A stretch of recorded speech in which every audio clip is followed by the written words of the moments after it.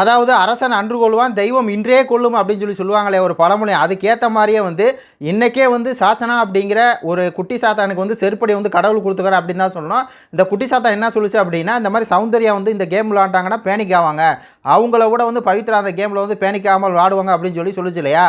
அதே பவித்ரா இன்னைக்கு பெண்கள் அணி தோக்கிறதுக்கு காரணமாக இருந்திருக்கு. இந்த ஒரு கேம் இருக்கு இல்லையா, அந்த பாட்டில் வந்து நிப்பாட்டுற கேம் வந்து விளையாடுறாங்க. அதில் குட்டி சாத்தா வந்து போய் அது விளையாடுது.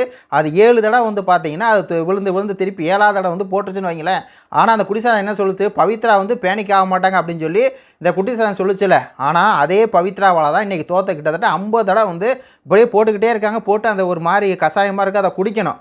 தோற்று அழுது போடவே இல்லை கடைசி வரை. பிக் பாஸே வந்து சரி அவளுக்கு குடிச்சு இதாகிடுச்சு ஆளை மாற்று அப்படிங்கிற அளவுக்கு பவித்ராவுக்கு வந்து அவ்வளோ பேனிக்காது. குட்டி சாத்தான்னு ஒன்றும் போடலை, 7ஆவது வாய்ப்பில் வந்து போடுது. அப்போ இந்த குட்டி சாத்தா வந்து சொல்லலாமா, இந்த மாதிரி முயற்சி தாங்க திருவினையாக்கம். அதான் வந்து சௌந்தர்யா சொல்கிறாங்க, முயற்சி தான் திருவினையாக்கம். நம்ம வந்து ஒரு கேம்லேயும் நம்ம முயற்சி தான் பண்ணுறோம். எந்த கேமில் நம்மளுக்கு வந்து பேனிக் ஆகும், எந்த கேமில் நம்ம வந்து விளையாடும் அப்படின்னு சொல்லி நம்மளுக்கு தெரியாது. அப்படி இருக்கும்போது எதை வச்சு நான் பேனிக் ஆவேன் அப்படின்னு சொல்லி சௌந்தர்யா சாச்சனா சொல்லு அப்படின்னு சொல்லி சௌந்தர்யா கேட்டாங்க இல்லையா.